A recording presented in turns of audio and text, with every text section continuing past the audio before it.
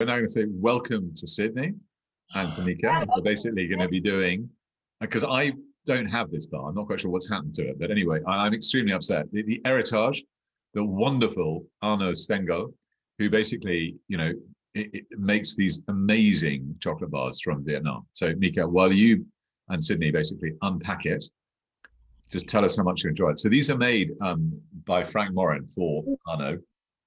And for those of you who are wondering, the little inside of the packaging, this is a fun little detail telling you in pictures about how the bars are made, which is Yeah, really this is uh, great.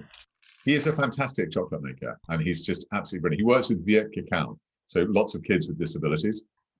And this is a new bar from a new region, which we hadn't had before. We're going to get a certain amount of it, so it's only people who got the dark box who could get access to this one. But it is just fantastic.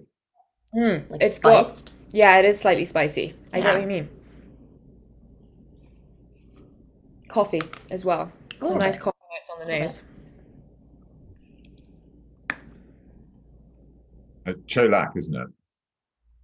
Yeah, Cho Lac. So basically, it's from the Ben Tre province, and it's this particular small estate.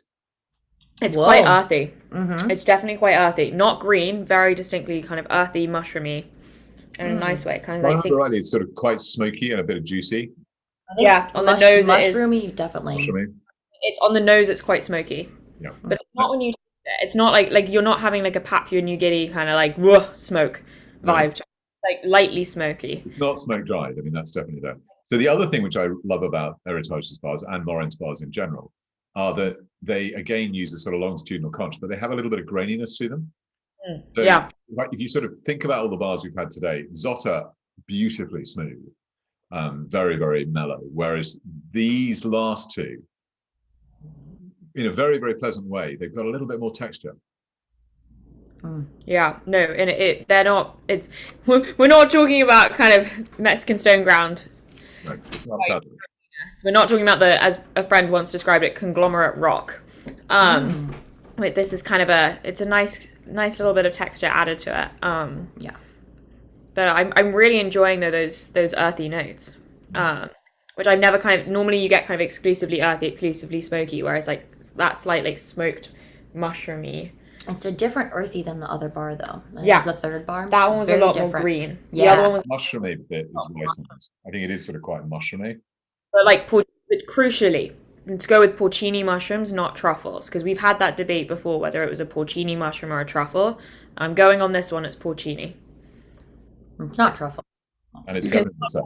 It's No, definitely we had some truffle stuff for dinner last night. We went a bit bougie. good. Good. Okay. That would have actually gone. This would go really well with last night's dinner. It Because was. if you're looking for, so it's fun to kind of play around with. I mean, we're constantly looking for kind of sweet treats after dinners as we cook, and it's been fun to kind of now think about how we would pair a meal with some chocolate. It's not just it's not just about pairing wines with chocolates. You can also kind of think about the whole meal. Gastronomic experience, but you always want to have two different chocolates at the end so that you can compare and contrast them. I feel. Which is good. But there's also I'm trying to work out what the kind of fruit. It's not. There's a specific fruit in there. There's also, I got fruit at the end. but I don't know what fruit it is. That'd probably be because you don't eat much fruit. You're meant to be being nice to me. A long way away that you are, but I'm impressed that you know that it's a fruit. Okay, thanks, Dad. Not reading it. Plummy? Okay, well, it literally says boysenberry. I want to say it's like boysenberry, but I've never had that before. Boysenberry? Yeah. No, that's like father boysenberry. That's father boysenberry. That's not the flavor note. What is it, though? What's I was- the flavour? Plummy. But I think it's plummy. I mean, I would definitely give it that. I think it is quite plummy. But so Vietnamese, but a lot of the other Vietnamese bars that we've had are quite floral. This really isn't floral at all. Yeah, I mean, in Vietnam, because it's such a rich jungle, you can get all sorts of different yeasts and bacteria. He does, I mean, Arno actually does some fascinating things where we did have them for a short period. We basically had some bars where he basically put some interesting teas in during the fermentation, and they really came out with some amazingly wacky flavors. Really, really fascinating. But yeah. Right. Do you think we're all ready to go? Are you? Okay, Yeah. stop recording.